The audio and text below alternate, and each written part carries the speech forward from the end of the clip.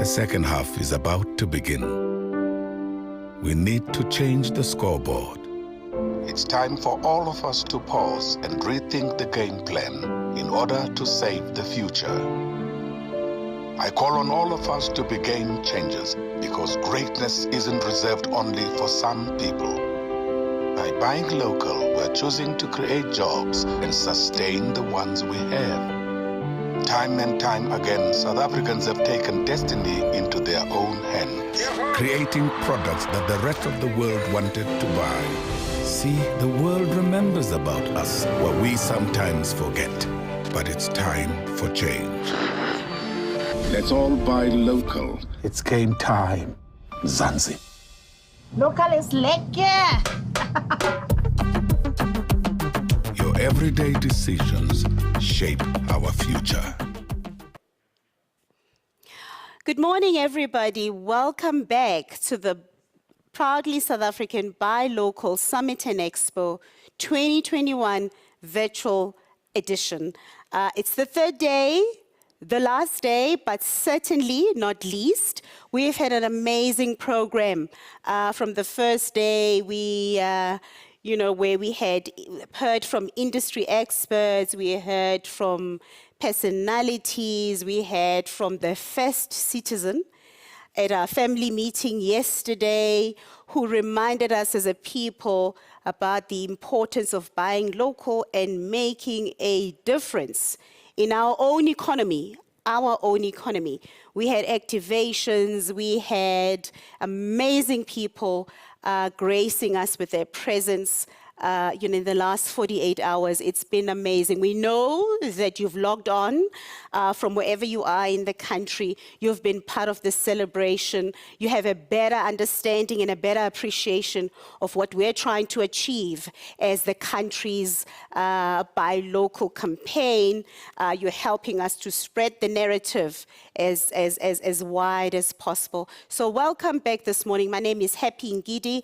I am the Chief Marketing Officer at Proudly South African, your Program Director this morning. So today, just like yesterday and just like the first day of the Summit and Expo, we have an interesting program lined up for you, and everybody walks away from today's session having learned something. You walk away with something that speaks to you as a delegate, and something that you can resonate with and hopefully implement in your day-to-day operation. And so this morning we kick off our program with a session titled Buy SA, Buy Africa, Build Africa, and it's presented to you by Brand Leadership's Thebe Ikalafeng. I mean, Thebe's resume, I will have to really just, it'll take me forever. Many of you'll know who he is, but he won't be shy to tell you who he is. He's that guy that we can't take anywhere. Love Thebe, and he's great. It's an initiative to promote pride in Africa, enhance awareness of homegrown brands, and encourage patronage of African ideas, goods, and services. With the implementation of the Africa Trade Deal, it's an export opportunity for local brands and one for growing in intra-Africa trade. So it's one thing to have a product in South Africa and sell it to South Africans, but we are all about taking that product to the rest of Africa and ultimately to the world. So without further ado, it gives me great pleasure. Thebe Ikalafeng.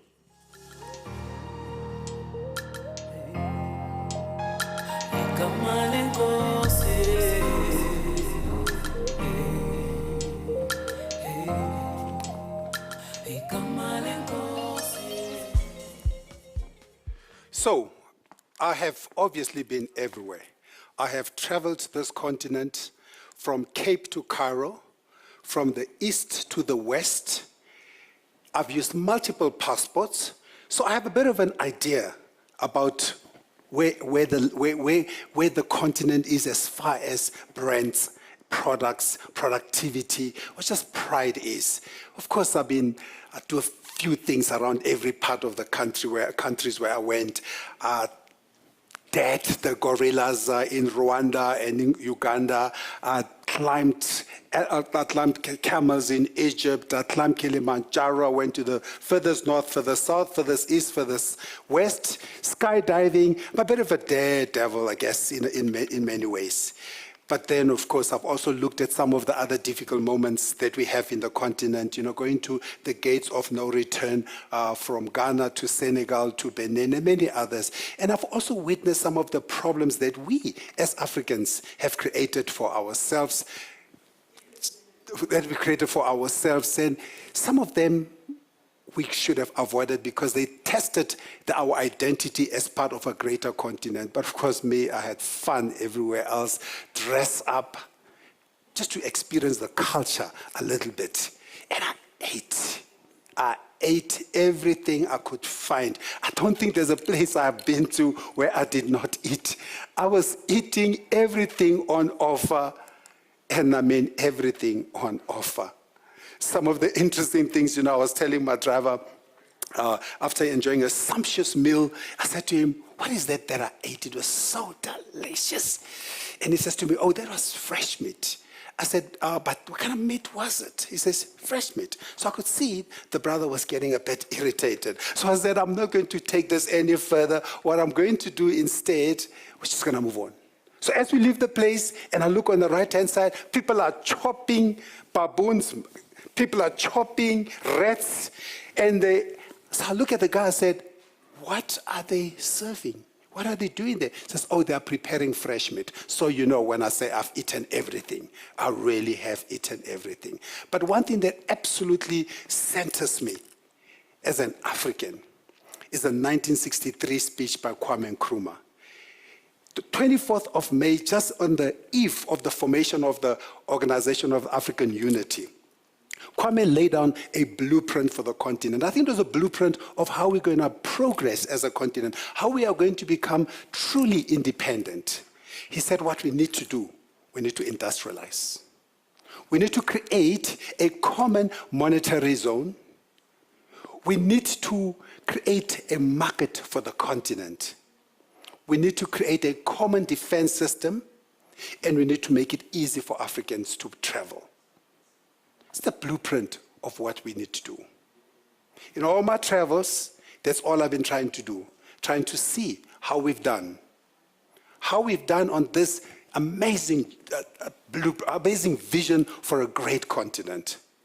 I decided, let me start from an area where I am at least having a greater insight, which is the area of brands. I said, let me look at some of the brands, how we perform in building brands, because brands in many ways are the face of industrialization.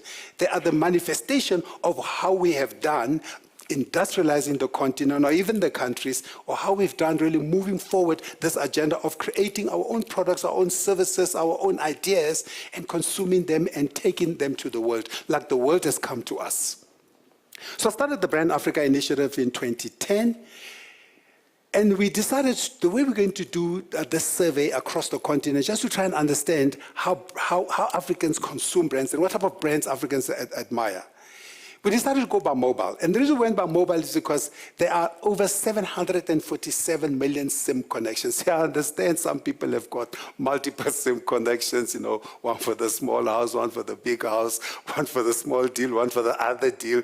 But in the main, we are very connected as a continent. So 75% of the continent is connected.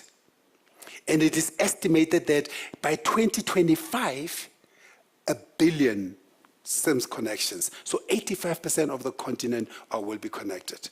So how did we try to understand the whole continent? So the things that we did, we said, in 2019 went to 9 countries, 2010 went to 9 countries. And then by last year, 2020, we're up to 27 countries. Here's what's interesting. Those 27 countries account for 85% of the continent's population, 85% of the continent's GDP. So we covered the continent. Yes, it's important to get to see the other countries in terms of how they contribute to this. But in the main, we covered really the bigger part of the continent. Out of that, we get 5,400 5,400 brand mentions in 2011. But by the time we got to last year, 84,240 brand mentions. It's brands. So we try to understand, so what kind of a brands are Africans consuming? What kind of a brands are we talking about out of those 80,000 brands? So let's look at a 10-year perspective in terms of what happened. So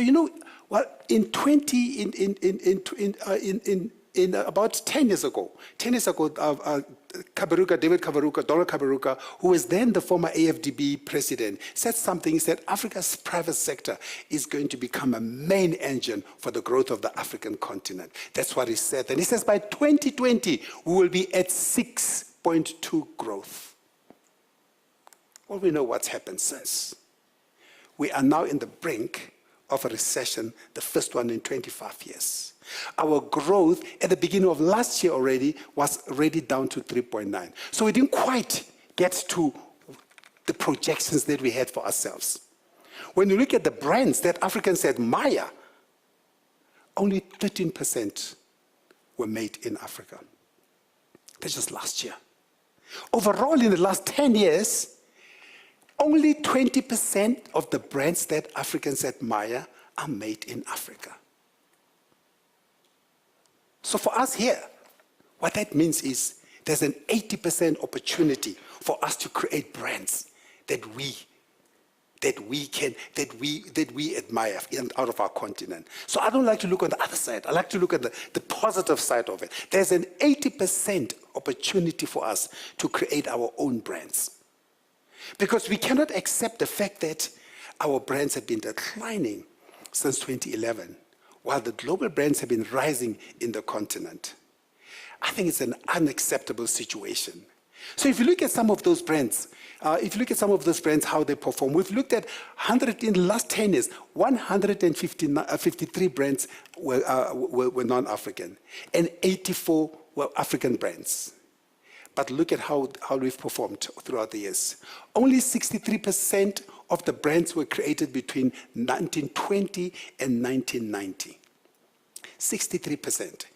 But 70% of the African brands were only created between 1970 and 2000. So 70% between 1970 and 2000. I have no clue what we've been doing since 2000 because we have not done so well.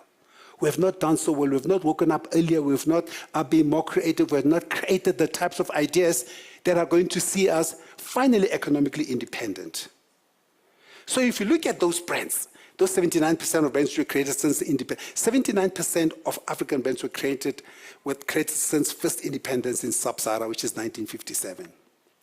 So let's look at three major countries which are driving brands in the continent. 64% of South African brands were created before 1994.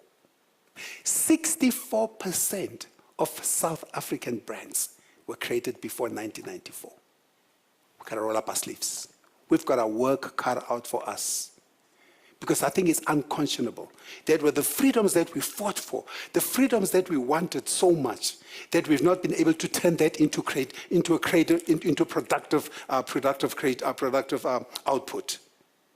Whereas when you look at Nigeria, 81% of the brands were created after independence. You go to Kenya, 85% of the brands in the top 100 since their independence in 1963. So where have we been creating brands? So if you look at non-African brands, they are giving us the cars, they are giving us the electronics, they are giving us the clothes, they are giving us personal care, and they are getting us drinks. Us, on the other hand, we are drinking. 17% of the brands that we have created since are alcoholic brands. So you can understand sometimes when you come out of lockdown and people are just excited about drinks because it's about the only thing that we've done well. Yeah, we've done money, we've created some good financial services brand. We have been eating up a storm. 11% consumer brands. And of course, we create some good telecommunications brands. So what are those top African and non-African brands over the years? MTN. MTN has dominated in the last 10 years. Dangote has dominated Glow, Tiger Brands, Tusker. But when you come to non-African brands, BBC has dominated our narrative. If you want to tell the African story, you have to go via England. But of course, DSTV has created that opportunity and that platform for us to be able to to create content. But most of that content is not from us. GT Bank out of Nigeria, the #1 bank. Dangote, most admired African bank, African brand. So if you look at a share of the continent, dominated by Europe, we are dominated by America, we are just above Asia. And you can see some of those leading brands in those areas. So how long has it taken to build these brands? Well, the oldest brand in our African list, Castle, which is no longer ours, but it's ours, we'll take the claim, because we created it. Osimu is the youngest brand, not from South Africa, from Tanzania. And then when you come to the non-African brand, look at the difference. Our brands are very young, 43 years old. The non-African brands are 80 years old. So they have been around much longer. So we need to get to work. So what happened? Why is the state of the nation like that? Why are we facing the situation where we are not creating the brands that we need to eat, to drink, to live? Well, a few things happened. Some of the brands we created, like Absa, then went to Barclays, then is back. Brands like SAB have gone to AB InBev out of the continent. Other brands just haven't kept up. Do you know, BlackBerry, Nokia, where are they? Do you know, I love the quote when they asked the CEO of Nokia, what happened? He says, we did nothing. And then we ended up here. Because you have to innovate as a great brand. Even a brand that is #1. So then you look at what brands, why Nike has been #1 all these years. Nike has been #1 since 2004. I mean, #1 for the last 4 years. It's been #1 because they have attached themselves to the emotions of the continent. They have looked at the assets that we love. They've gone to Kenya and it says, let's get the leading athletes. They've gone to football, sports. They say, sports is the religion of the continent. Let us paint it Adidas, Nike, Puma throughout. That's how the global brands have dominated us. Other brands like Coca-Cola have been in this continent for 100 years. And then, of course, we love luxury. We love luxury, but we don't create the luxury here in the continent. We do, and I'll talk about that in a minute. I'll do in terms of our perspective, in terms of how we relate to luxury. And then digital. Digital is here. Everything about our lives now goes through digital. I mean, if you look at mobile money, accounts for 10% of the GDP the GDP in transactions in the regions. So 10%. So mobile drives our entire life. Beer sales, I said it earlier, we love our beer. Beer sales through the roof. So what can we learn from some of the great brands? Well, consistency. A brand like MTN, consistency. What can we learn from a brand, from others? The brand has to transform people's lives. If you look at a brand like M-Pesa, a brand like M-Pesa has truly transformed people's lives. About 60 to 70% of the GDP of Kenya goes through M-Pesa. People use M-Pesa for everything. They use it for taxis. I was in Somalia, I was stunned when I was in Somalia, in Mogadishu, and we were sitting in a car, and some guy stopped us at a traffic light. And then says to my host and the driver, says to the driver, it was security, sorry, says to the driver, do you have money for me to buy what we in South Africa call a loose straw, 1 cigarette? The guy says, sure, what's your number? So the guy gives him a number and then he goes, click, click, click, click. So, and then says, cheers. So I said to him, what just happened? He says, oh, I just gave him money for a cigarette. I said, but a cigarette is like 5 cents or something. What number is this? He says, 95% of all our transactions here in Mogadishu are through mobile. I was like, wow. Technology drives everything. Your brand must really center itself in the lives of the people that it serves, of the community where it comes from. You look at Dangote. Dangote is now the preeminent brand in the continent. Not only the most admired African brand, but if you go to a place like Nigeria, they make flour, they make all kinds of food, they make all kinds of oil, they make all kinds of cement. So they are an integral part of the countries. And you look at other brands like Glow, also out of Nigeria. What's interesting about them is that they have put themselves into the arts and the culture of the country. They've said for us to be successful, we need to be seen as integral to the culture and of the country. They said we need to show we are from here, we are with them and of them. So if you look at brands like Tiger says, we need to be your brand when you wake up, to your brand when you sleep. So they look at you from breakfast to bedtime. We know what we need from bed to breakfast. So our job is to create those types of brands. Tiger, good thing, it's an African brand, a South African brand, who understands that as an entrepreneur, as a business, you need to be thinking about your consumer in your space. You look at a brand like Tusker. It's not part of, I think, Guinness Group, but it is a Kenyan brand. They have said, Tusker, my country, my beer. They have located themselves within the agenda of Kenya, within the hearts and minds of Kenyans.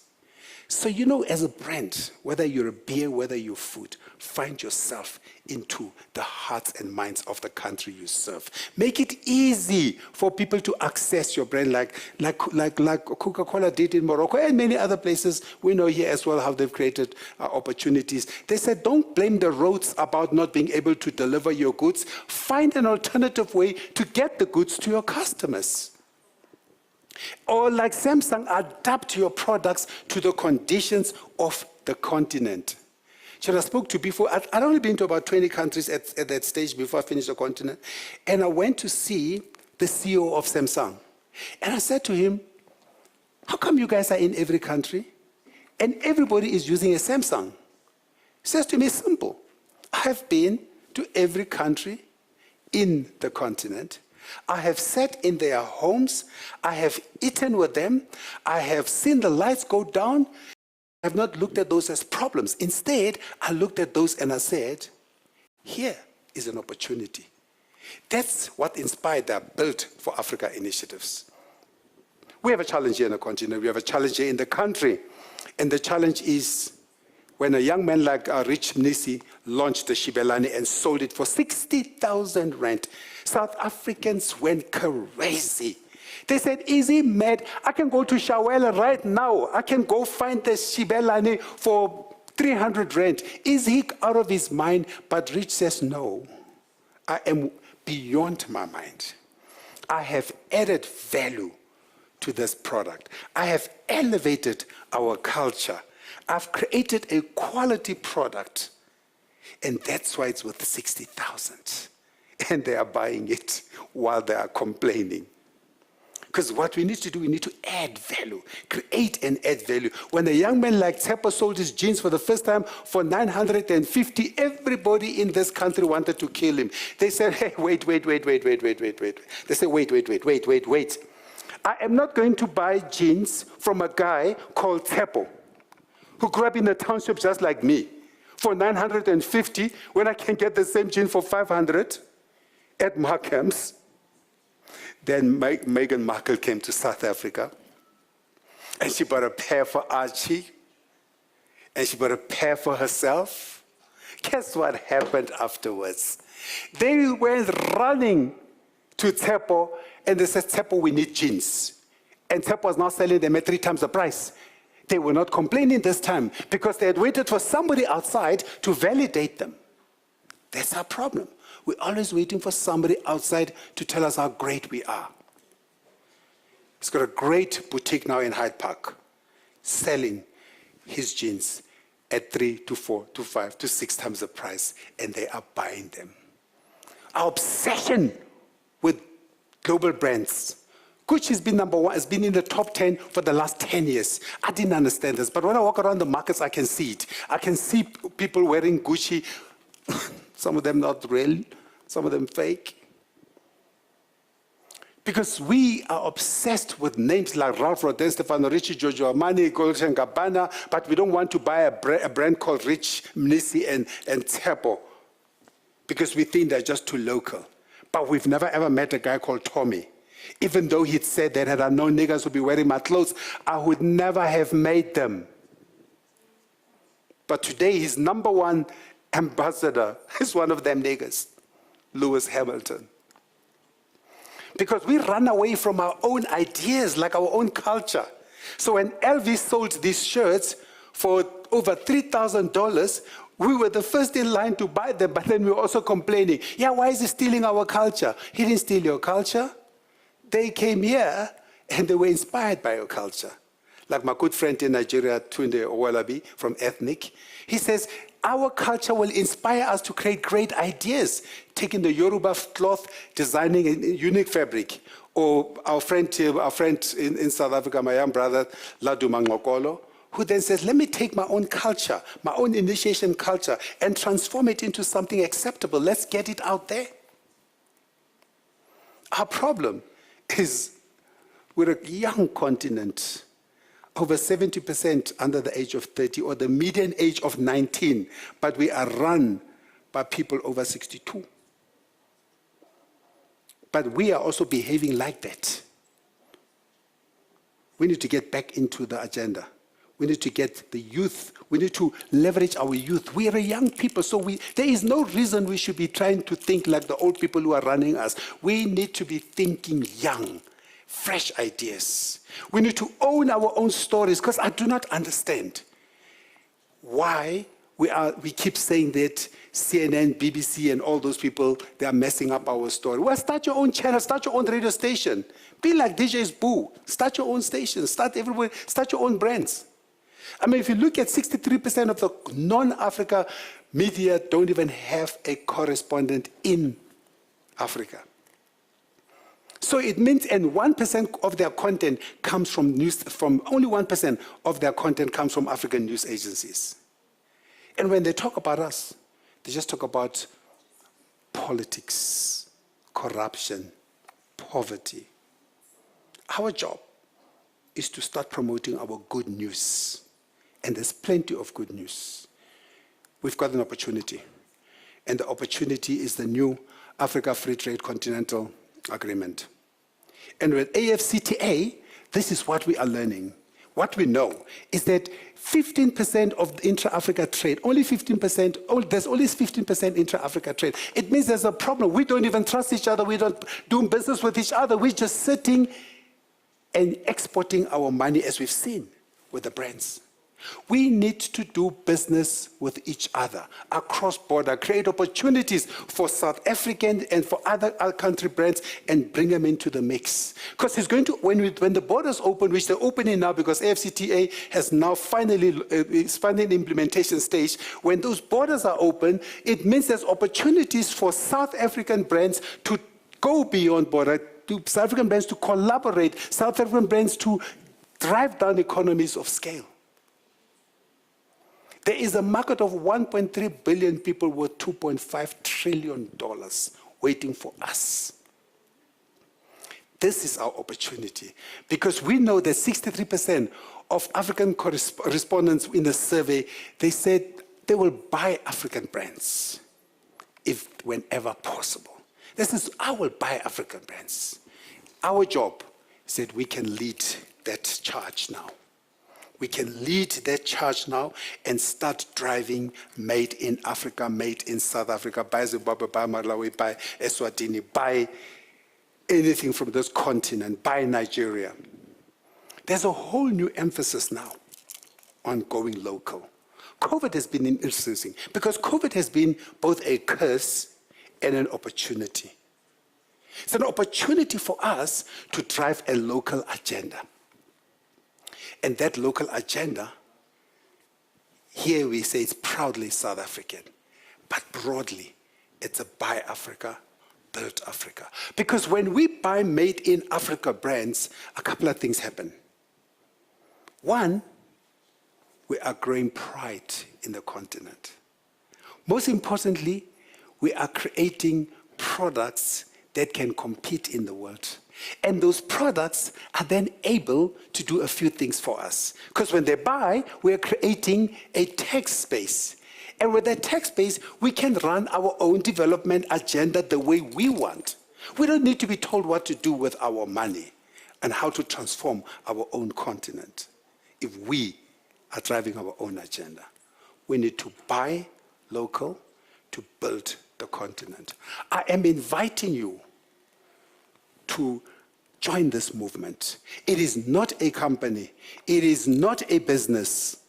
It is a movement that says, in your different countries, here in South Africa, buy local, build local economies. But most importantly, when all of us collectively buy local, we are buying Africa, and we are buying Africa, and we are building the continent. I invite you to join this movement, join the great brands out of this continent, buy local, build local, buy Africa, build Africa. Come to our website. Go to our website to www.brand.africa/backAfrica.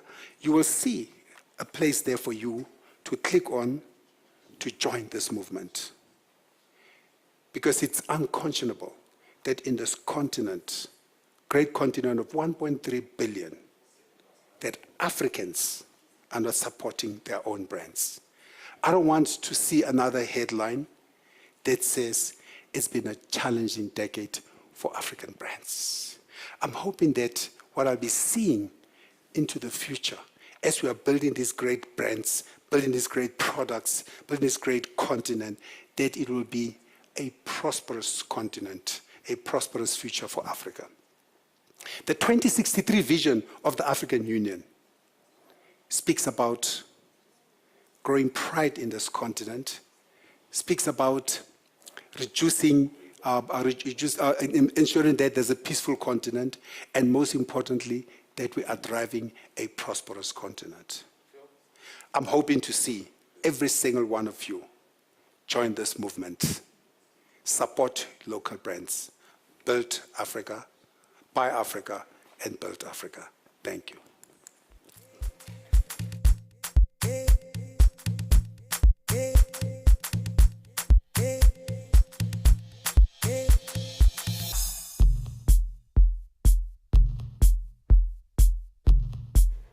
And you look the part, ne? I look the part, right? You look the part. Pants Is it from Cape Town? Yes. Jacket from Ghana? Yes. It's a pity about the shoes, but that's a subject we'll deal with later. And we won't even go to other things underneath.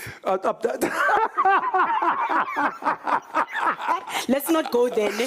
And shock the It's nation. all natural because it was created by my parents. Oh, it's local. Because you are South African. It's local and natural.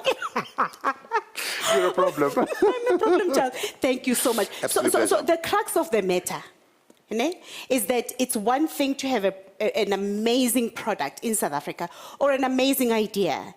But if you do not have access to market, first of all, within your own space, which is South Africa, and then outside of that, Africa, and then ultimately internationally, it defeats the purpose. Defeats the whole purpose. And I mean, and as a local brand, I think about the opportunities. First, if it's a great brand, because I think what I don't have a problem with, I don't have a problem that we make great products. That I don't have a problem.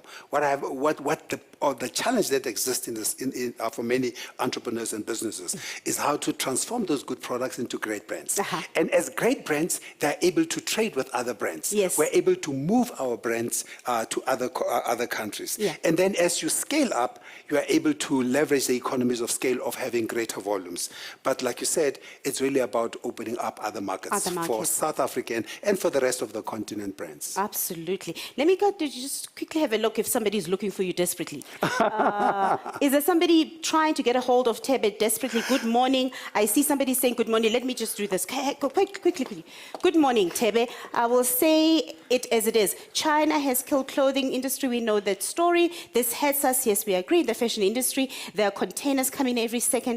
Government must do everything they can, and which we know government is working hard behind the scenes. We know government is working hard to do that. I think, you know, some of the things we've learned, if you go to a country like Rwanda, Paul Kagame, His Excellency Paul Kagame said, no more these goods that they come and bring in trucks. I forget what they call them. Yeah. You know, Tunusa.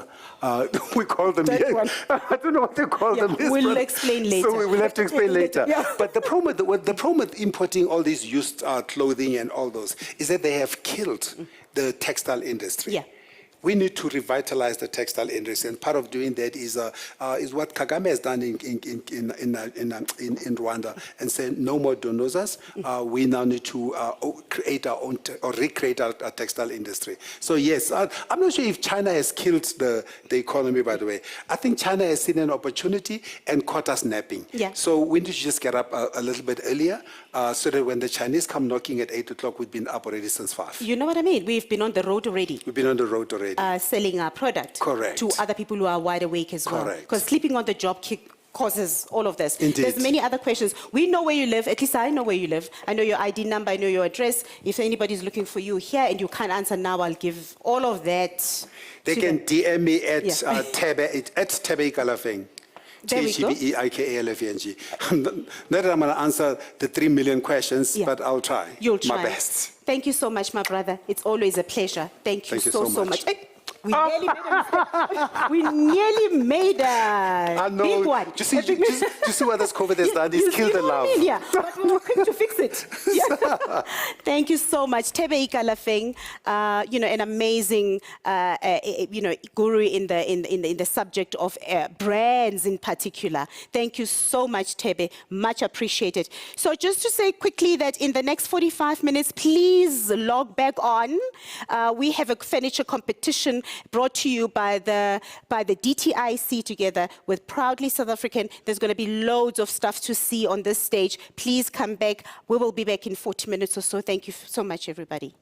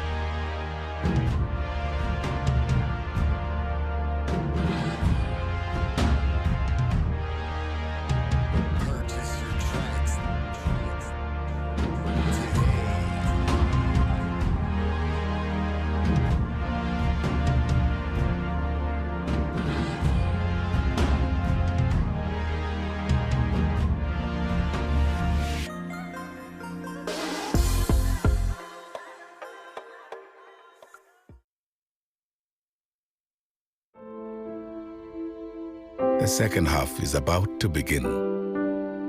We need to change the scoreboard.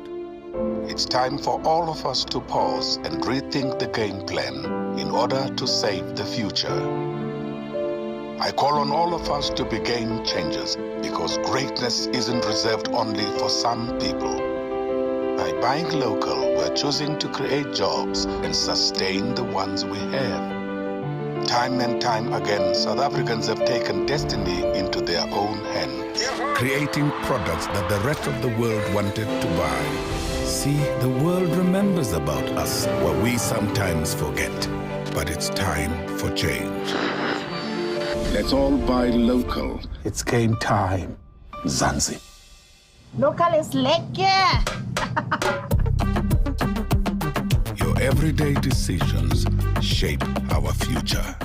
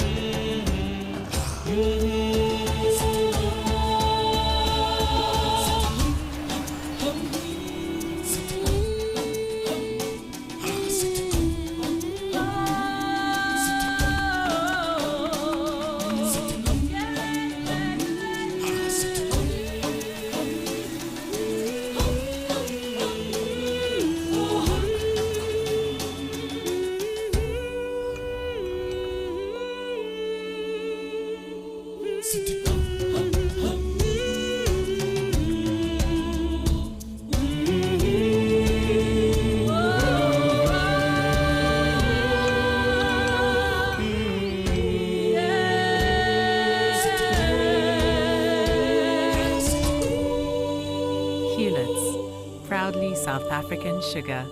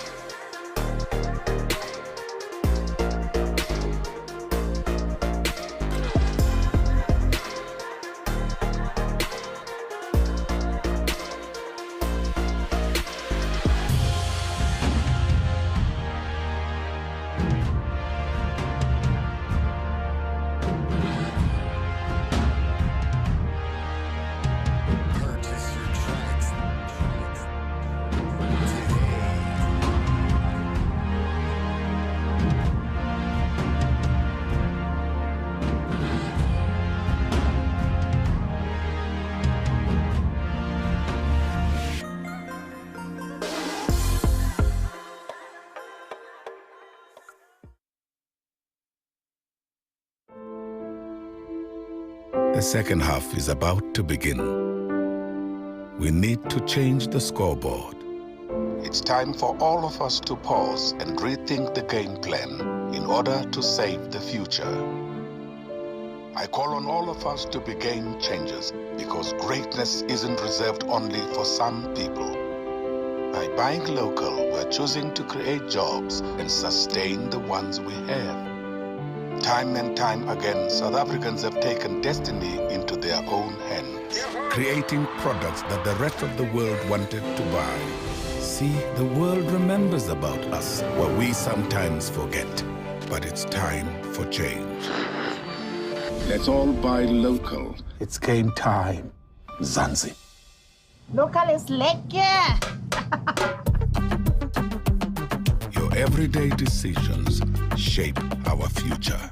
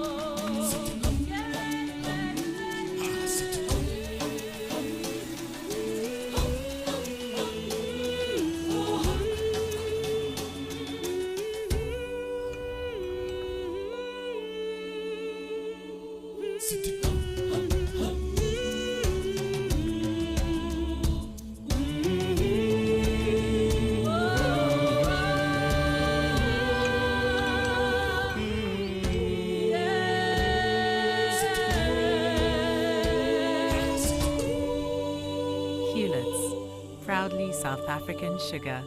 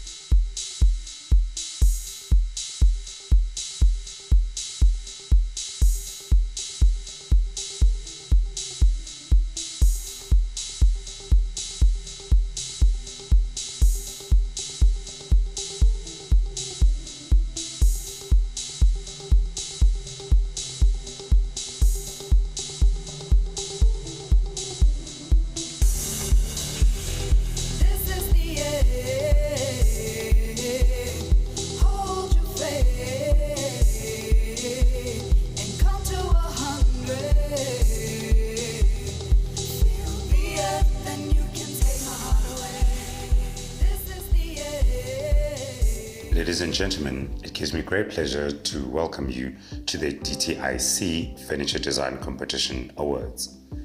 Held under the theme, "This is mine and these are ours." A very special welcome to our finalists from both the student and the manufacturing categories. Your entries were selected among the best, and the most warm welcome to our sponsors, without whom this will not be possible. The Furniture Design Competition has been in existence for the past 6 years, and throughout these years, we have experienced exquisite talent in the furniture design space. I'm proud to say the competition has grown immensely since its inception. First, let us look at the nominees for the student category. Katlego Madumo and James Fowler from University of Johannesburg, UJ. Benedict Johannes from Tshwane University of Technology, TUT. Michaela Peterson and her team Amo, Michael, and Ashton from University of Johannesburg. Simone Pretorius from Poch Academy. Natalie Celibus and her team, Dennis Xavier and Anthony Abbots from University of Johannesburg. The finalists in the manufacturing category are Chris Fisher from Carvey Industries, Sandile Nkosi from Protovate, Ian Perry from Homewood, Corey Bros from Kane World,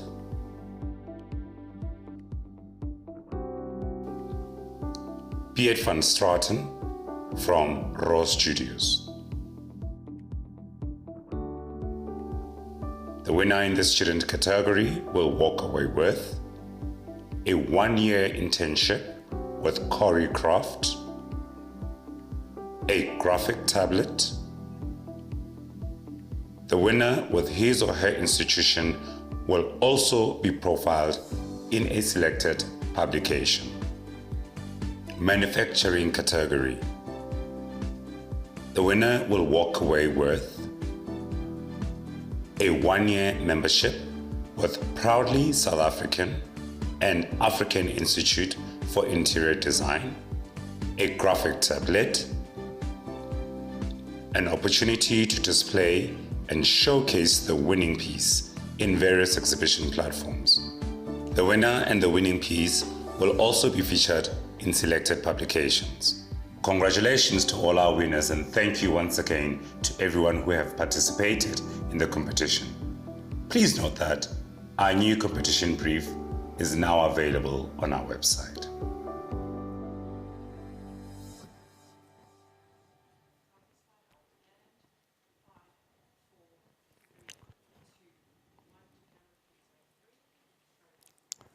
Good morning, ladies and gentlemen who have joined us for this next session of the Proudly SA Buy Local Summit and Expo. The session is going to focus on the DTIC's Furniture Design Competition. And to help us through the proceedings is the Program Director, my good friend and sister, Ngumisa Mkatamhlauli. Welcome. This is your show.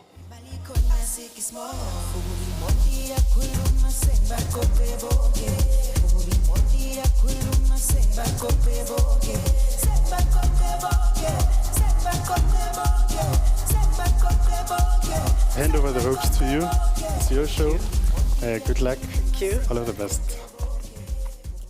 Thank you, CEO from CEO Proudly SA, Mr. Eustace Mashimbia.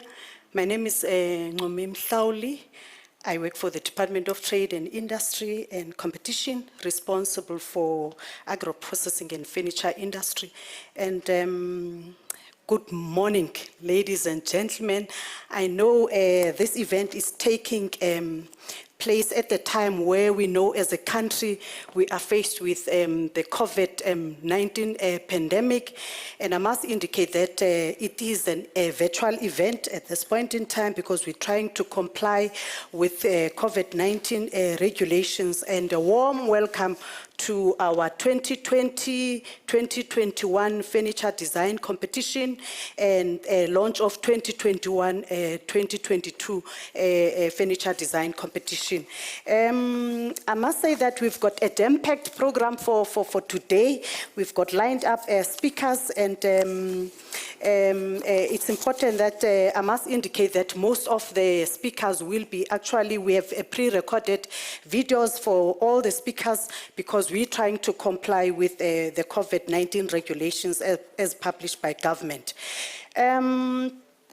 Just to give a little bit of background in terms of today's event, I must indicate that this is a very important industry in terms of our sort of economy, especially in terms of our sectors of economy, because it's an industry that we see masses of small businesses are being part of, this industry, participating in this industry. But more importantly, we've seen that it's an industry where we see a lot of people, especially from our communities, from townships. I'm talking about, from rural spaces. I'm talking about from urban spaces. There are quite a number of furniture businesses that are quite operating in South Africa. And then I must indicate that we want, as part of this competition, we've looked at the quality of, entrants that we've received this year. And this year's competition is of high quality standard. And I must applaud all our sort of contestants, our designers, our manufacturers who have entered this year's competition. We've seen the quality of designs that you have produced this year. And it's all about, the competition is all about promoting our local businesses in terms of, their furniture, design skills, making sure that they're able to produce quality, designs, and more importantly, to be able to market their businesses, not only from a local point of view, also from an international point of view. So So it's a very important event for the department as well as the South Africans, because when you talk about furniture, you're talking about, the quality of lives of our people. If a furniture in your house is not in good quality, obviously, it means that your quality of life is not according to what you expected. So furniture becomes one of, unfortunately, the goods or product that you want to see in your house, making sure that it's beautiful. That's why we are promoting this event, making sure that our students who are designers, they are sort of producing good quality designs, as well as our manufacturers. I will quickly go through our program for today. That was a bit of an intro for all of us, ladies and gentlemen, and once again, welcome. Welcome. We've got an exciting event this year, and I'm quite excited, even myself, to make sure that we run this event within the next hour or so. For today, we are going to have a sort of welcome from DDG Thandi Pele. She is our DDG from the Department of Trade and Industry and Competition, and she is responsible for providing leadership in terms of industrial policy and driving key programs aimed at industrialization and localization. So Thandi will do the warm welcome for us, and then thereafter we are going to have the chairperson for the South African Furniture Initiative, Mr. Penuel Lunga, and then we are also going to have one of our judges for the competition, one of the best judges, by the way, in the country, Professor Desmond. Also, he will be giving us a perspective in terms of the judging procedure that was used throughout the competition. I must indicate, during lockdown, the team has been, working around in terms of, making sure entries are done, judging is done, everything is done. So that's why we have a sort of this competition. And I must also say that congratulations to all our finalists. This is a very important, I think, milestone for our finalists this year. And then we'll also have a keynote address from our Deputy Minister of Trade and Industry and Competition, Mrs. Nomalungelo Gina. And then thereafter, the moment for the day, which is we will announce the winners. And then thereafter, the vote of thanks by our director from the Department of Trade and Industry, Ms. Tafadzwa Nyanzunda. So that is the lineup for today. And once again, welcome colleagues to this important event. And this is our annual event. This is our 7th sort of national furniture design competition. We want to make sure that we have this event on an annual basis. That's why we are also launching the competition for next year, which is 2021-2022 competition in today's event. Let me welcome our next speaker, which is our first speaker for the day, by the way, which is Ms. Thandi Pele, the Acting Deputy Director General at the Department of Trade, Industry and Competition, responsible for industrial competitiveness and growth. And as I've introduced her earlier on, she is responsible for industrial policy and driving key programs in terms of industrialization as well as localization.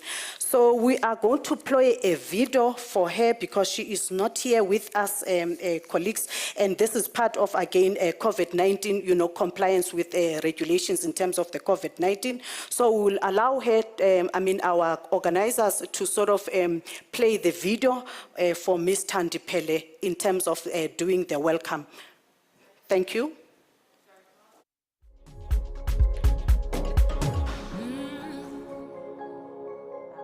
Good morning, all. Thank you, Program Director, for this opportunity. Before we get into the formality of doing the welcome note, can I first introduce myself? My name is Thandi Pele. I am the Acting Deputy Director General from the Industrial Competitiveness and Growth Branch within the DTIC. I would like to first observe protocol and acknowledge a couple of key dignitaries that are in the meeting with us today. Firstly, the Deputy Minister Gina, who's here to support us from the department, the chairperson of the South African Furniture Initiative, leaders from government, business and labor, more importantly, the finalists that we are here today to accolade, and everybody else that has welcomed and joined this virtual call. It gives me really great pleasure to do this welcome opening, and I'm very excited about today's virtual meeting. We're meeting at the point where the pandemic has demonstrated that we are able to work everywhere in the world if we are able to utilize the technology appropriately. And coincidentally, talking about technology, I think we are here to also observe the kind of talent that we have in South Africa on furniture designs that is really critical in us, also assisting us to drive some of our bigger programs such as industrialization and revitalizing the manufacturing sector. The furniture design competition started many years ago, I think to my recollection, 2014. And over the years, it has grown in a number of ways. One in the number of finalists that participate in the competition itself, the depth and the level of expertise, the number of sponsors that have really continued to support this initiative, demonstrating that indeed it's important to really nurture talent as we are developing our core industrial policies, and we are able to bring interventions on the table that anchor the work of the department broadly. More importantly so, I think the diversity and the quality of entrants that we have observed over the years has really demonstrated the importance of this competition in our overall policy work as we do in the department, as well as the work that we are trying to do in order to ensure that we are able to integrate small businesses into the bigger value chains. The competition itself is aimed at contributing to the development of design skills in the country, be able to assist us to develop entrepreneurs and SMEs that can be really integrated into the bigger value chains. It will really help us to also contribute towards developing a design course and the design workshops that can really make this work very practical on the ground.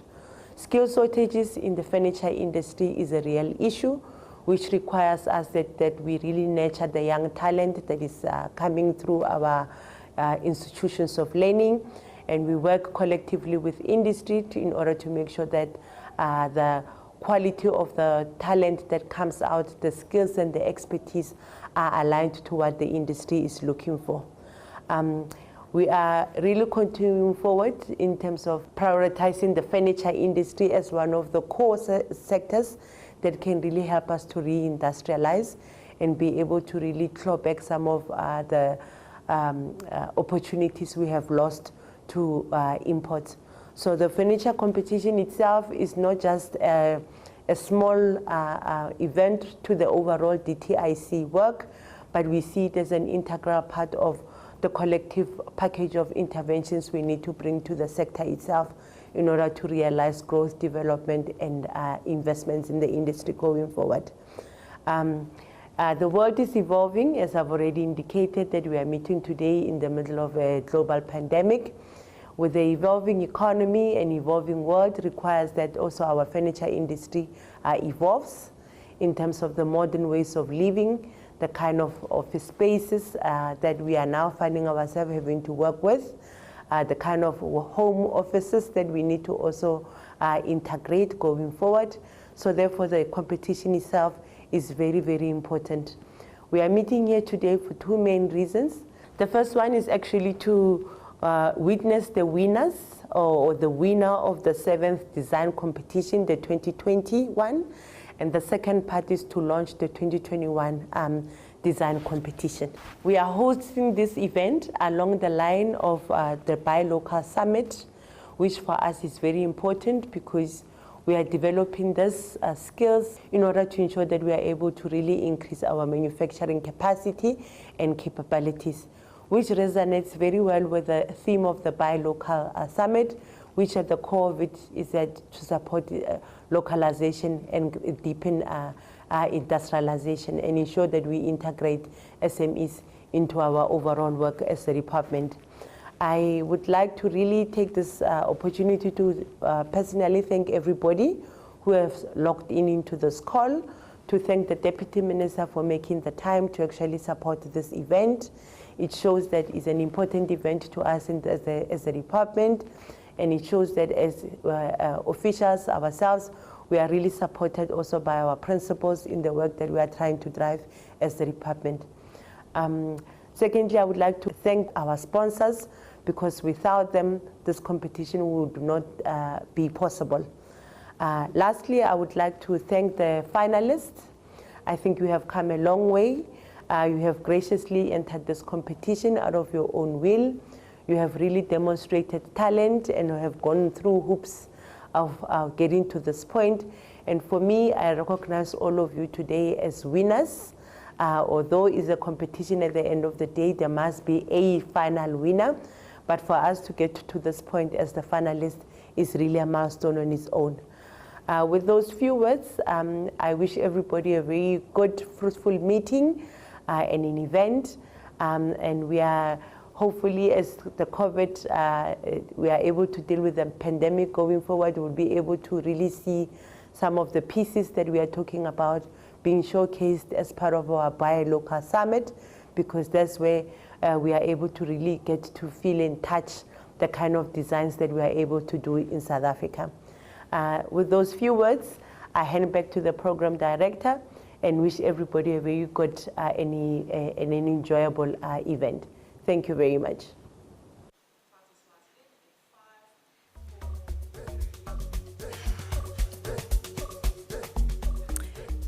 Thank you, DDG, for that welcoming remarks. And I must appreciate, I think, the support that we are getting from the Office of the DDG in terms of, making sure that we've got a successful event. But I think it's important, I think, what DDG has actually alluded to say we want to promote, localization. We want to make sure that there's industrialization and the participation, more importantly, of young people in the industry. So today we want to acknowledge and we want to sort of appreciate the work that the designers have been doing throughout the year. I must acknowledge also our Deputy Minister of Trade and Industry and Competition, Mrs. Nomalungelo Gina. Deputy Minister, welcome. Thank you so much for joining this important event. I want to quote words from a wise author, one of the wise authors globally, which is Shakespeare. Shakespeare once said, "I cried when I had no shoes, but I stopped crying when I saw a man with no legs." Life is full of blessings, and sometimes we don't value it. I just want to say we need to appreciate the work that our designers have done, and we want to commend them with, I know we had challenges with COVID, but we want to say thank you, Lord. Here they are. They've managed to produce the work that is expected from them. They are changing, the landscape of our country in terms of the furniture industry. So we don't want to complain. We want to sort of celebrate today. That is what the day is all about. Our next speaker for today is Mr. Penuel Lunga. He is the chairperson of the South African Furniture Initiative. And I must say that, Penuel has more than 15 years experience in the furniture industry. And we quite, value his experience in terms of the furniture industry. And by the way, even in the Furniture Industry Bargaining Council, he has been with the industry for more than, by the way, 15 years. And served in various committees in the Furniture Manufacturing Association in Gauteng, in Western Cape, KZN. So he has got vast experience in terms of the furniture industry. So let us welcome him, Mr. Penuel Lunga. Over to you.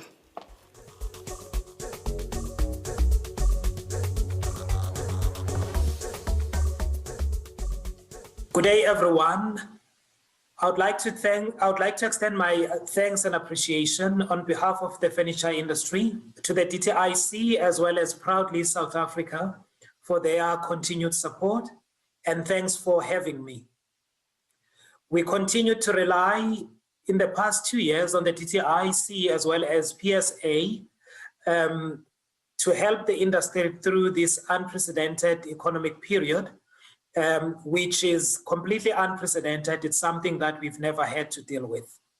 To the finalists of the design competition, this event is about you, and we want you to rest assured that we from the industry, the DTIC as well as PSA, are working extremely hard to create an industry that you will be proud of. Before I talk directly to you, I would like to just give you an overview of the state of the industry that we went through in 2020. As you would all remember, We started with the year relatively well until the second quarter of 2020. Second quarter of 2020, like all other industries, we were hit and negatively impacted by COVID-19. The second part of the year, though, saw a rise of local demand as the COVID-19 lockdown restrictions were gradually eased. So this rise in demand happened at a time when global supply chains were severely restricted. This meant that the furniture retail sector and other furniture consumers relied heavily on local supply. This placed huge pressure on both the raw material suppliers as well as manufacturers, who just did not have the capacity and infrastructure to replace imports quickly. So one of the things that we've learned throughout the pandemic is how important it is to continuously invest in local manufacturing capacity so that our industry and the country as a whole can survive through these difficult periods. But once again, on a positive note, this showed the manner in which the industry coped and dealt with all of the challenges. This showed the resilience of our industry and supported our long-held view that continued investment and support in the proudly South African manufacturing capacity is good for our economy and has socio-economic benefits such as employment growth, small business development, which are all critical to address our social challenges and inequities. As you all know, in 2019, in partnership with the DTIC, the industry embarked on a process to formulate the Furniture Master Plan. We started very well, collected quite a great deal of data from all the industry role players. In the middle of the process of finalizing the master plan, COVID happened. It taught us quite a number of things which necessitated that we go back to the drawing board. Quite a great deal of data has been collected in terms of the master plan, and we're now in a process of consolidating that data with all of the learnings that we had throughout the COVID period. One of the things which has been an important learning from an industry point of view is that when you want to intervene in an industry like ours, it does not help to deal with the industry in a consolidated fashion. We've had further engagements with the support of the minister as well as the DTIC in terms of how do we define the action plans that we identified in the master plan in a manner that will make sure that we achieve maximum impact for all the stakeholders. And therefore, instead of approaching the industry in a consolidated format, we've decided to look at industries in terms of the various verticals. The verticals that are easy to identify would be lounge, wood furniture, which consists of case goods, bedding, office furniture, school furniture, and many more. The reason you need to approach the industry in such a vertical format is because when you look at the various needs that impact the drivers of success in all of these verticals, they are materially different. We would therefore need to invest our energy and resources in devising maximum impact investments that will bring us the quickest and the biggest return. Coming back to design, when you take that approach in terms of supporting design in the face of global competition, you need to look at the various verticals because some need design far more than others. To be competitive, for example, in the lounge industry, that is like the fashion industry. It requires design, it requires creativity, it requires a great deal investment in technology. When you look at how the property development sector works with designers in bringing to life concepts that have never been explored before in the furniture space, that is where big international designers have made their biggest impact.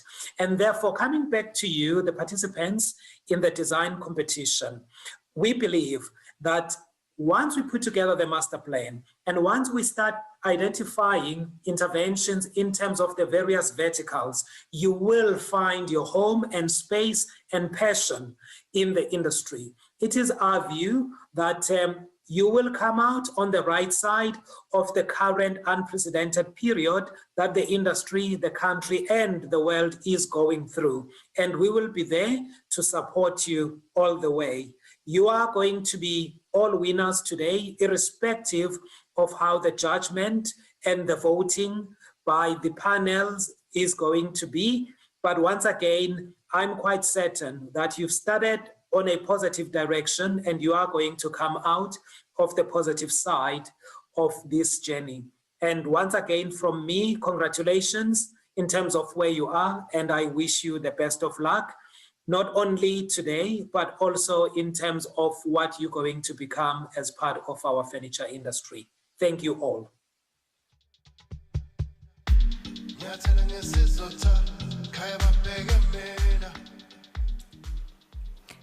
Thank you, Mr. Lunga, Penwell Lunga, for those remarks. And I must say that we appreciate the partnership between government and the South African Furniture Initiative.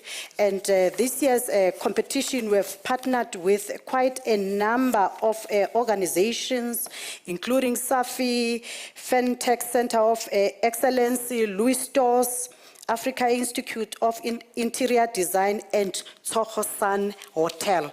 We really want to appreciate your partnership in terms of empowering mainly the designers in the furniture industry, and more importantly, to be able to work very close with government in terms of the furniture industry. Mr. Lunga has spoke about the furniture industry master plan that we are sort of finalizing as the Department of Trade, Industry and Competition.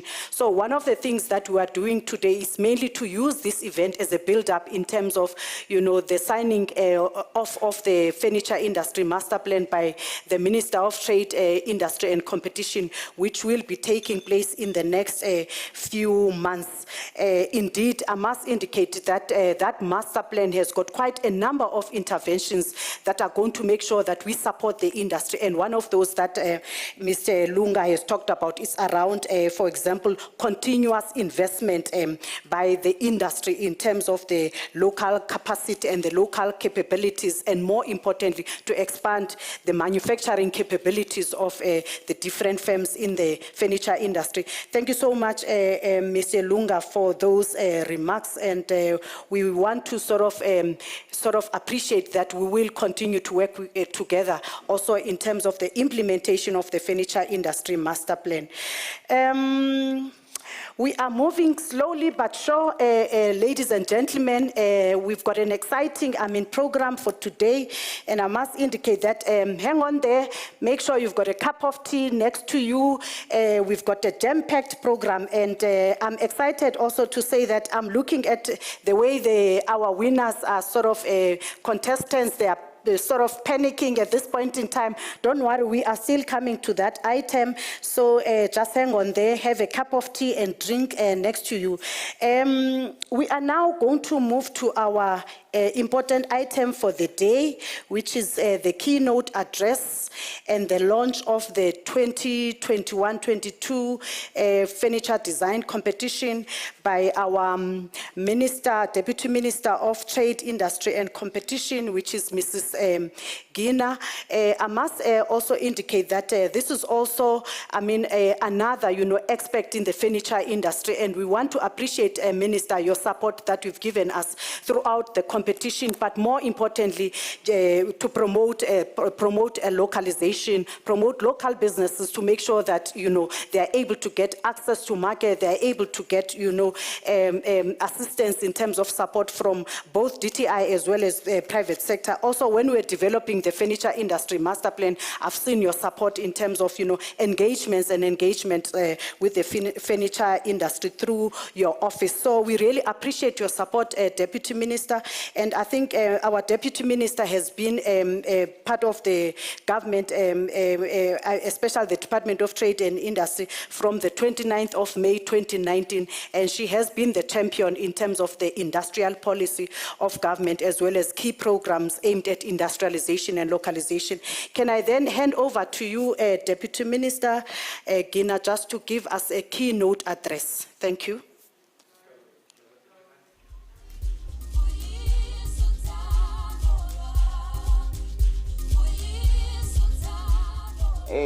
Acting Deputy General Director, Ms. Tandipele, South Africa Furniture Initiative Chairperson, Mr. Penuel Lunga, leaders of government, business and labor, furniture design competitors, Furniture Design 2020 competitors, participants, ladies and gentlemen, I greet you all.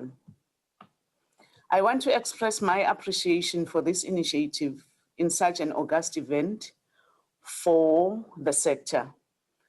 The South African industry is an important sector in the South African economy. It is one of the most labor-intensive industry with the potential to contribute to the reduction of unemployment, increase in exports and development of small, medium and micro enterprises, that is SMMEs. It contributes to the geographical spread of economy activities since the products can be produced even in rural areas with minimal investment, much to be put in. The furniture industry in South Africa sits firmly within the manufacturing sector of the national economy. Whilst we all know that its contribution to the GDP is small, contributing less than 1% to the GDP compared to other manufacturing industries, it has a relatively low capital investment required per job. The established resource and manufacturing base makes it an attractive sector to capitalize on the available opportunities. It has a potential to grow its contribution to both employment and economic growth as prescribed by the National Industry Policy Framework and the Industrial Policy Action 2. South Africa has manufactured just over 11 billion worth of furniture in 2009 and contributed 0.95 of the total manufacturing industry. The global furniture industry has grown by an average of 13% over the years from 2004 to 2009, while South Africa has only achieved a 3% growth rate over the same period. In comparison to the top furniture producing countries that account for 72% of the global product, South African furniture production only accounts for 0.4% of global production. The global players have positioned themselves between manufacturing low cost or low quality and high cost to high quality products. China had eclipsed the traditional world's largest export countries like Germany, Italy, and USA. And by 2006, China has become the largest furniture exporter with 20% share of global exports in the world from being the 9th largest in the year 2000. So we've seen a very huge eclipse when it comes to that. The local furniture industry has not kept pace with the growth in the worldwide furniture trade and has steadily been losing its shares of the global furniture manufacturing. The escalation of cheap Asian imports, the declining investment in skills development and technological innovation in significant research and development funding over the past 5 years or so has resulted in the declining levels of competitiveness for the industry, with the resultant job losses and the reversal from being a net exporter to being a net importer of furniture products. Whilst the largest furniture manufacturers have to some extent managed to hold the fort in the face of the increasing imports, the biggest casualties has been the small and the medium-sized enterprises. It is possible to position the local industry as the producer of high-value niche furniture products that are globally competitive based on quality and/or differentiated designs. This requires concerted effort on the part of public and private sectors to develop programs that addresses the challenges that constrains the industry from achieving the potential growth levels and significantly raise the levels of competitiveness. In this regard, we are happy and we commend our private sector for the hand that they have lended to make sure that they work together with the government to make sure that the small players in the industry are being assisted for them to play a meaningful role when it comes to the production of the local furniture. In our consultation process towards the framing of the furniture industry master plan, all stakeholders noted the lack of skills needed in the industry supply chain, ranging from coders, operators, maintenance services for critical digital equipment to designers and those with quality hand skills. These issues are thus included in the master plan. The development of the BBBE Charter for the furniture industry under the auspices of the Forestry Charter was not fully supported by the industry and suggests that discussion on the way forward is needed between the stakeholders. An important factor in the industry is that many actors in the furniture industry are family-owned and will prefer a code where their commitments are weighted towards factors other than equity. Elements of the code such as enterprise development, skills development and training, procurement from Black and or female-owned SMMEs are possible alternatives for greater weighting in the code. Let me come to the pillars that we looked at when we were busy working on the master plan. There are 9. I will just mention 9 of the pillars of this master plan, which is very important for us to look at. The first one is the protection against very low cost imports. Replace imports with local production. Secondly, increase sales of locally produced furniture to retailers and to the state. We hope after this, we hope very soon we'll find our locally produced furniture in every department in government. We hope we are going to be promoting that, and this is going to grow the contribution of this sector to the GDP of our country. The third one, replace non-South African imports by the SACO and SADC with South African exports. Increase inward investment by international firms. Ensure transformation on key industry relevant metrics along the value chain. Support SMMEs along the value chain in entry, sustainability, and access to markets for current and future needs, and ensure significant improvement in experiential skills development. And the last pillar is to measure and manage progress industry data collection on key metrics annually and regular productivity audits. The final product of this master plan will be meaningless if we would have failed on our duty. We would have failed on our duty as the department if it does not emphasize clearly with bold targets the incorporation of furniture designers and manufacturing in our townships and rural areas. We have many of them in market shift workshops struggling to grow because of no visible support. We have the growing youth that is making furniture in the backyards. This mission of reviving the industry must go hand in hand with Black empowerment beyond just academic exercise. Design can be used as a creative instrument that will link the industry players' creativity and innovation products. Designs can also play a significant role in the industry development and beneficiation of raw material. It is thus possible to position the local industry as the producer of high-value niche furniture products that are globally competitive based on quality and or on differentiated designs. This requires a concerted effort on the part, again, of both public and private sector to develop programs that addresses that address the challenges that constrains the industry from achieving the potential growth levels and significantly raise the levels of competitiveness. One of the important aspects that we must achieve as South African furniture industry is to unite and build a South African furniture identity. As South African furniture, a South African furniture identity must be used as an industry value proposition and competitive advantage in global markets, like Italian furniture brand, Inland Victorian brand, even the Chinese brand.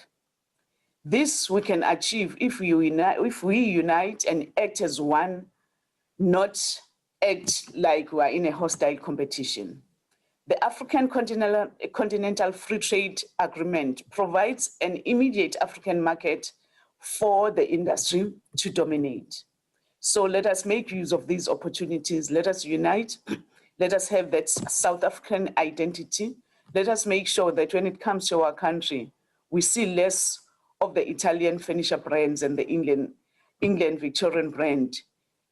We will achieve and get into that level if we unite and make sure that whatever we produce is competitive and is to the level that is of high quality. As we finalize the master plan, design skills are key to the implementation of the master plans. Hence, the furniture design competition will remain the core and remain the key to the sector. We intend to deepen the partnership and widen the skills pool available to the manufacturers. Pertinent to this sector is to ensure that the consumers have access to the local product and that manufacturers have access to the market. I'm informed that the proudly South Africa, the DTI sector desk, as well as the industry, have been working together to produce an online portal which is now live when it comes to what we are producing in South Africa. The 2019 Furniture Design Competition was supposed to be announced at a buy local summit. However, due to the lockdown, the manufacturers category could not be processed and only the student category was announced. The 2020 theme was, "This is mine and these are ours." We have seen young entrants who have got into that competition with the minimal budget they were supposed to design, and where these designers were required to design a range of multi-purpose and functional furniture that is modular and can be purchased as budget allows. The units of the furniture must be completed that was used there. It was completed and we have seen a very good production that we have seen from the entrance, and the DTIC sector desk will continue to make sure that these winners get what they're supposed to be getting. And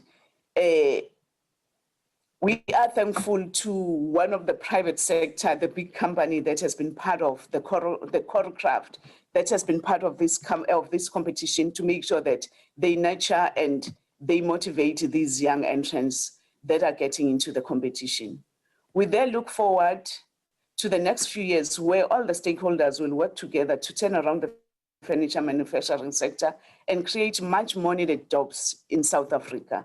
We are grateful to the commitment and the collaboration we've received from the industry thus far, and even looking forward for more huge role players within the industry to come and contribute and be part of such competitions, and also to contribute even to in making sure that the industry grows, even those out of the competition, but with those companies, young companies, the entrants that are coming into the industry, we hope and believe the role players that have been in the industry will help those who are entering, because at the end of the day, we are all looking forward to make sure that South Africa becomes the most role players in the industry and we make our mark more especially, let us use the opportunity that has been opened by the African Continental Free Trade Agreement, so that even in Africa, when it comes to the African design, the South African design, that is what we are going to be achieving. I would like then to congratulate all of you for the efforts and commitment through various stakeholders engagements that we now have to submit the draft master plans to our principals. And also let me congratulate the winners for today. And we are saying, let us not be seeing you for the last time through this competition, but we are looking forward to see you. We're looking forward to be knocking at your doors, to looking for those South African designs that you would have produced. And by so, you'll be contributing to the betterment and the economic growth of our country. I wish all of you the best of luck as you continue the journey of making sure that we contribute to the economic development of our country. Thank you very much to all of you who have been committed and we have been part of this competition. Thank you so much.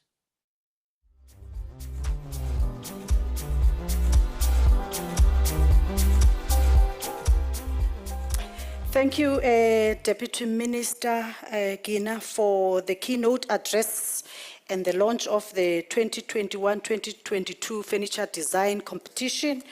I must indicate that you can see, the Deputy Minister is talking about the furniture industry master plan. She's talking about, the skills that are needed in terms of the furniture industry. So we need to continue in terms of, promoting this event, but making sure that we've got more and more partners to come on board to assist us to sort of ensure that we provide the much needed skills in terms of the furniture industry. We want to see as government jobs being created in all the different economic sectors. So furniture industry is one of the sectors that has been targeted to make sure that we create the jobs that are much needed.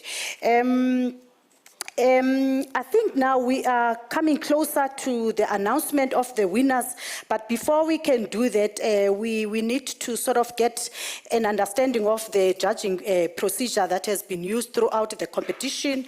Let me introduce our next speaker, and all protocol observed, which is Professor Desmond.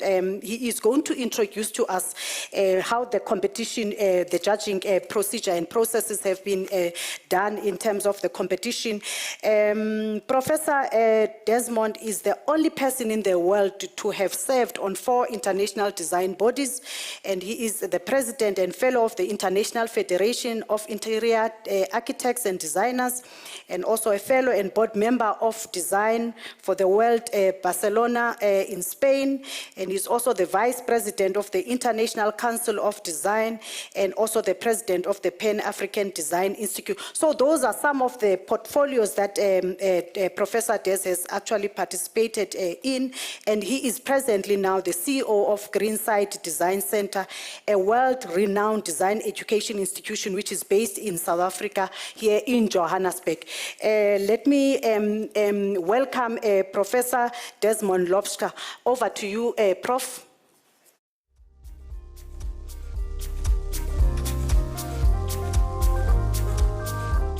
Good morning, ladies and gentlemen, esteemed guests. I'm here, my specific role today is to introduce the process of judging of this competition. But what I'd like to say as an introduction is that it's really incredibly important that we understand that we need to be innovative. And the one thing that this competition does do, it really celebrates innovation in South Africa and obviously across the continent and hopefully internationally, because we hope that the products that are produced within this realm actually end up on the shelf around the world. So it does increase our visibility, so to speak, on a design level, but also as entrepreneurs and as producers of really good, fine furniture. To get on to the criteria for judging, there are 4 categories that we look at when we're judging, and they are all actually very important, but the one that is most important, as I've just said, is the innovation, which I'll get to a bit later, but let's start with how we start with the program, and that will be looking at the interpretation of the theme, and that would actually look at the brief, look at how the brief has been answered by the people that have entered the competition, and all aspects of the theme are incorporated into the design. So that's obviously very important. If that doesn't happen, we don't look at any further. So we must bear that in mind when we are looking, and this goes out to the people that are going to enter the next competition. The functionality is the second point that is extremely important, and the usability of the product, so that all elements are the right size, the shape, the arrangement, and are looking for the users in the target population that we're talking about in the brief that has been given. All necessary adjustments are therefore well catered for. And then we move on to the third part of the judging process, which is the degree of innovation. And as I said right in the beginning, this is the part that is, for me and for us as a team of judges, the most important. It's about the aesthetics of the project, the novel aesthetics that get into, if they give this product a strong identity, visually differentiated it from its competitors, the right amount of contrast between the elements, the tone, the shape, the color, the line. And here we must also consider that this is a South African product, so we want to have South African flair somewhere within it, whether it's talking about texture or tone or color. Those are all extremely important elements. A high sense of order to the design, and its appearance makes complete sense. It just looks right. It's just, that is it. It's perfect. It's exactly what we're looking for. So that is really important. And the fourth and final part is the ease of manufacturing. The optimum number of parts. Each explains its reason for being there, no critical components, and hence little scrap rework.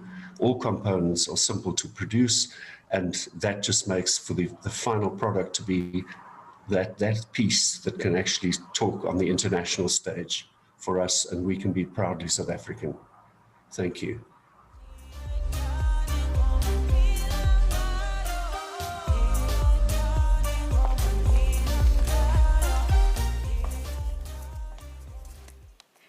Thank you, Professor Des, for giving us details in terms of the judging process or procedure.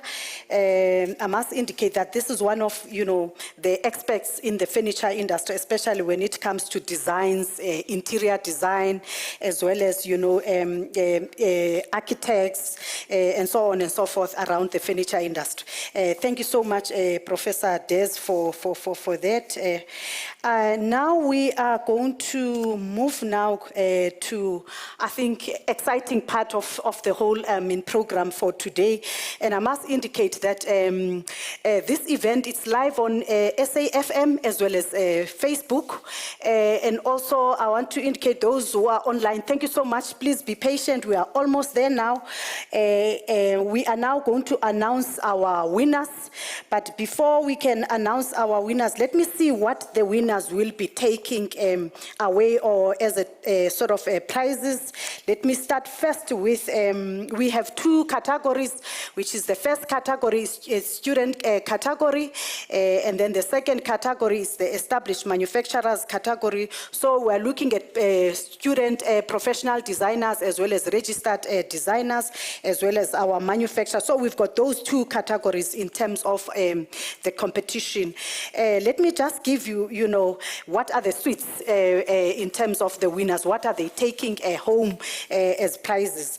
Let me start first with the second runner-up will be getting a graphic tablet, small size, as well as the bag, and they will also be getting a tablet and the second runner-up will be getting a tablet and a bag. And then the first runner-up will also be getting the tablet as well as the bag, a small bag. And then in terms of the overall winner for the student category, they will be walking away with the tablet, a large tablet, plus bag. And then they will also get the internship contract with Choreographed, 6-month furniture design incubation program. design software, and also they'll be profiled in different, publications as well as media exposure. That is our that is our overall winner for the student category. It's that time now. I'm excited. I don't know whether you are all ready for this important part of the event, but let me start by saying I'm hoping that your hands are ready to clap from wherever you are, but I'm quite excited to announce. Let me start first with, okay, let me also indicate our prizes for category 2, which is the established manufacturers category. The second runner-up will get a tablet, small size, and a bag, and also the first runner-up will also get a tablet, medium size of the tablet, as well as the bag, and then the overall winner for the established manufacturers category will get a 1-year Proudly SA membership, will also get a 1-year a graphic tablet, a large size, and also profiling in selected publications as well as media exposure. That is our sort of the overall winner for established manufacturers category.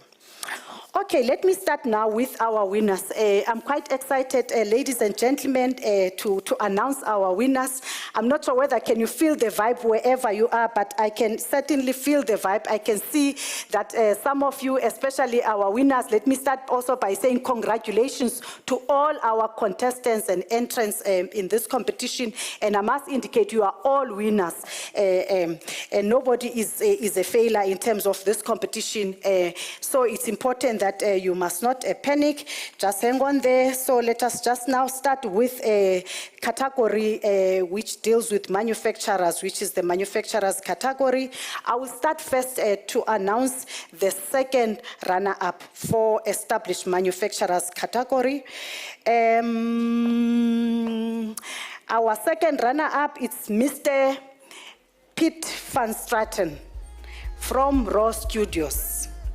Yeah, that is our second runner-up. Congratulations, Mr. Piet van Straten, for being a second runner-up.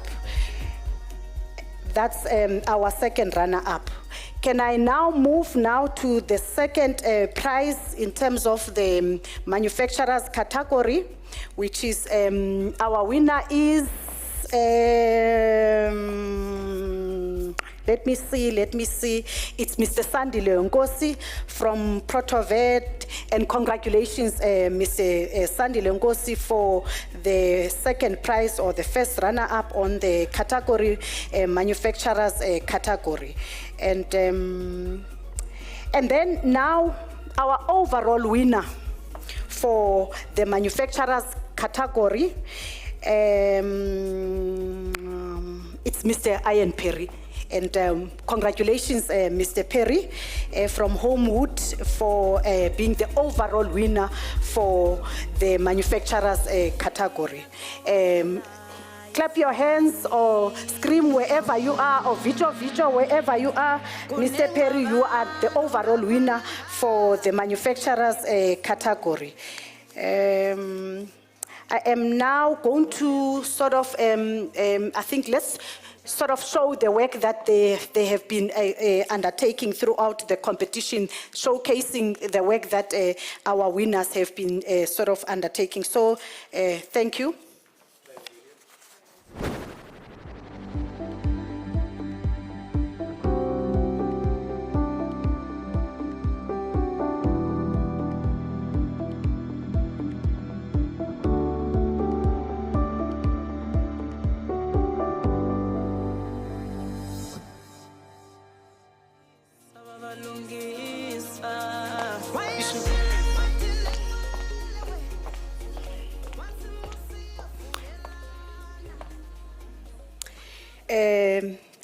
Thank you so much, ladies and gentlemen, for tuning in terms of this furniture design competition. Can I now move to the next category to announce the next category, which is the student category? I will start with the second runner-up. in terms of the student category to announce the second runner-up, which is the second runner-up or the third prize goes to Mr. Katleho Madumo and James Fowler from the University of Johannesburg. This is a group that has won the second runner-up, prize. Congratulations to you, Mr. Madumo and Fowler, for winning the second runner-up prize. Can I now move? I am moving very quickly, ladies and gentlemen, to now the first runner-up for the student category. The winner for the second prize, it's Mr. Benedict from the Tshwane University of Technology. Congratulations to both of you, which is Benedict as well as Madumo and James, in terms of winning those categories, winning those prizes. And now, I'm going to announce now the overall winner for the student category. Our winner for the first prize student category is a group, once again, which is Miss Mikhail Peterson, as well as Miss Shushan and Mr. Matebula from the University of Johannesburg. Congratulations for being the overall winner for the student category. Thank you.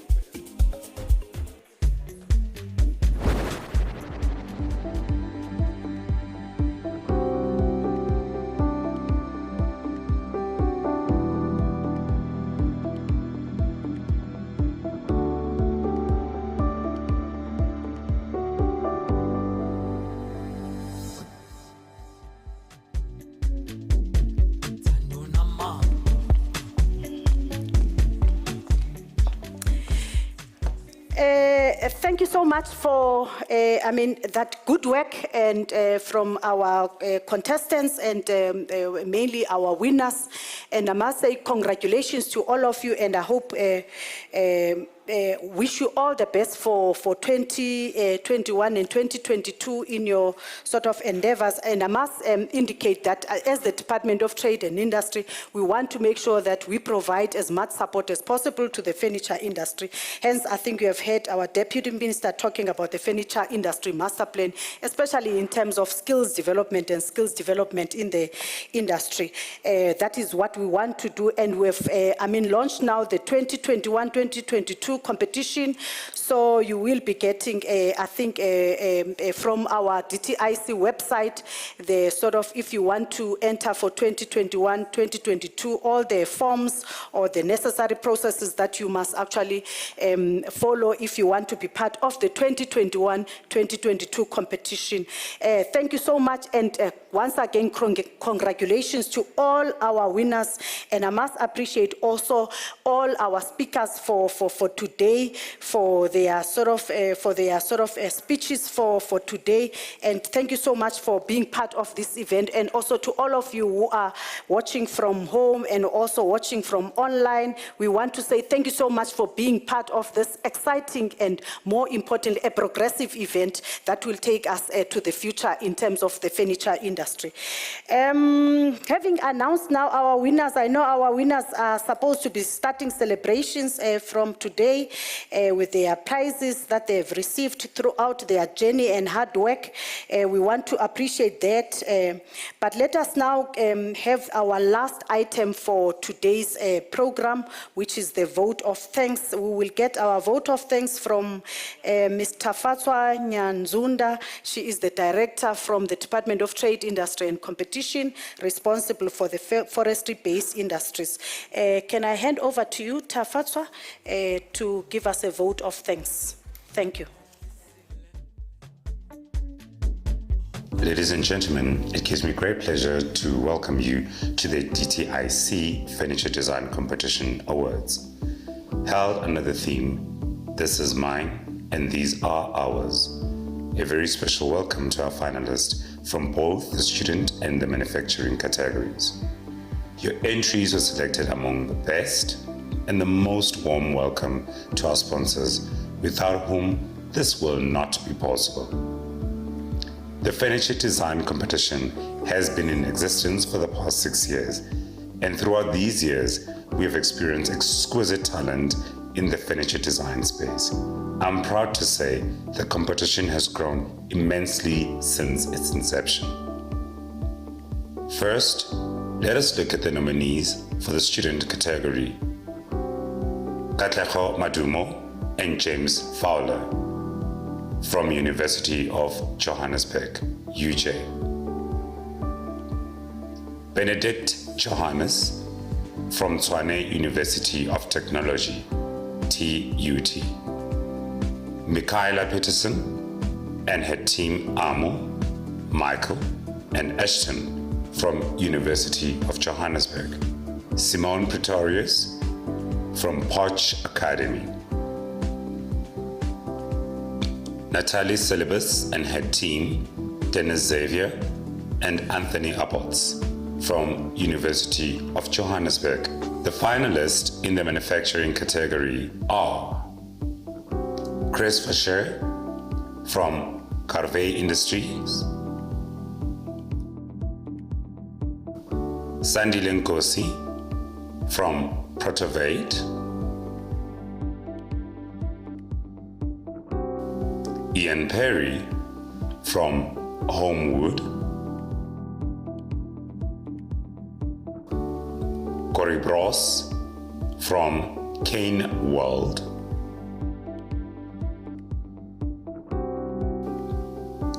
Piet van Straten from Raw Studios. The winner in the student category will walk away with a 1-year internship with Choreocraft, a graphic tablet. The winner with his or her institution will also be profiled in a selected publication. Manufacturing category. The winner will walk away with a 1-year membership with Proudly South African and African Institute for Interior Design, a graphic tablet, an opportunity to display and showcase the winning piece in various exhibition platforms. The winner and the winning piece will also be featured in selected publications. Congratulations to all our winners, and thank you once again to everyone who have participated in the competition. Please note that our new competition brief is now available on our website.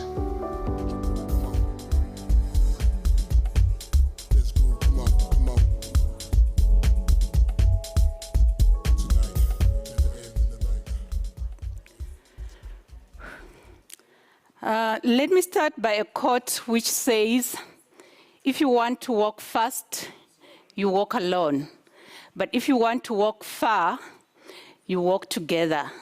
We have walked together in this road that led to this day.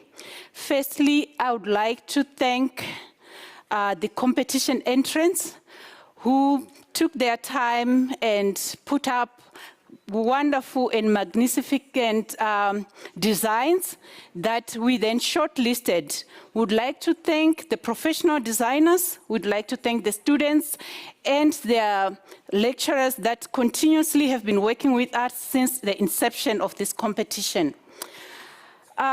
We would like to welcome and thank our sponsors for the commitment. We appreciate the resources that they have put in this competition. We appreciate the time that they have spent mentoring us as well as walking with us the journey. We are specifically grateful to Proudly SA and the CEO and the team. We are grateful to South Africa Furniture Initiative. We are grateful to PG Bison, and MICAD has been with us since the inception of the competition. We would like to thank specifically Mr. Michael Reddy from Fentech. We are grateful for the contribution that we are getting from the private sector, Choreocraft, Bravo Group, Africa Institute of Interior Designers, PG Bison, and Lewis. This afternoon, we also want to thank Mr. Penwell Lunga and Prof. Desmond for the time that they gave us, and would like to thank the whole DTI team, starting from our principal's office. Would like to thank the DM's office for the support that they're continuously giving us. And just to quote what she said in her speech, that the furniture design competition will remain core to the work that we are doing in the furniture sector. So we will be back next year. We will start working on the next competition now. I would like to thank the Acting Deputy Director General, Ms. Thandi Pele, for supporting us and the support that we are getting from her office, and to my Chief Director, who was the Program Director today. Stunning job that you did, Sisi. Thank you, a very special thank you to the project manager, Tsulufelo Muteung. She has worked tirelessly on this project, coordinating all of us, and our marketing team. Thank you, DC. Thank you to Melo for the sleepless nights that you have put in. We want to thank our media team, led by Bongani. Thank you again, once again, Program Director, for the job well done. Siyabonga. Thank you.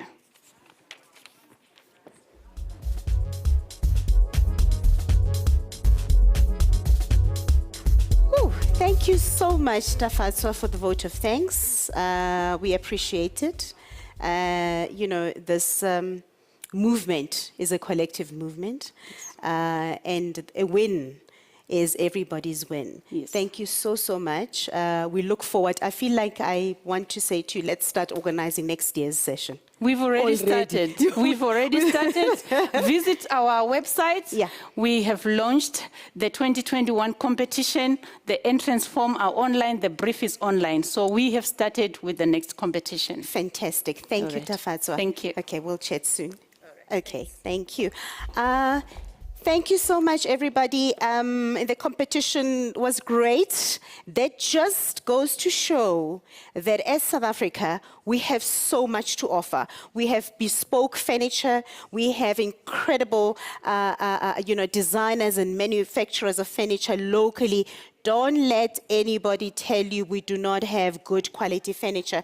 Do not let anybody tell you that local is not lekker. It doesn't get any better than this. And for you, congratulations, a big congratulations to all the winners. And the content, the competition and the winners will be online, is already online and is going to be online for the next 12 months. So you're very welcome as a delegate to log on and have a look.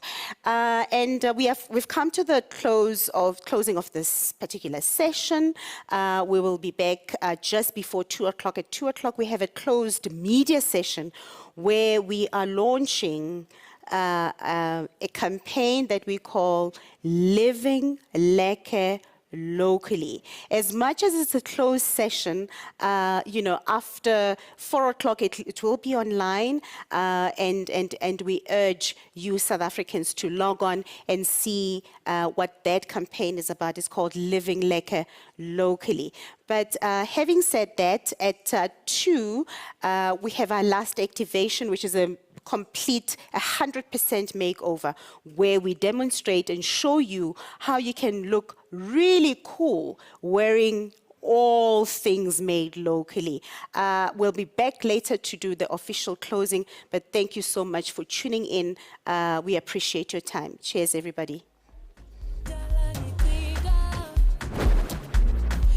Congratulations to all our winners, and thank you once again to everyone who have participated in the competition.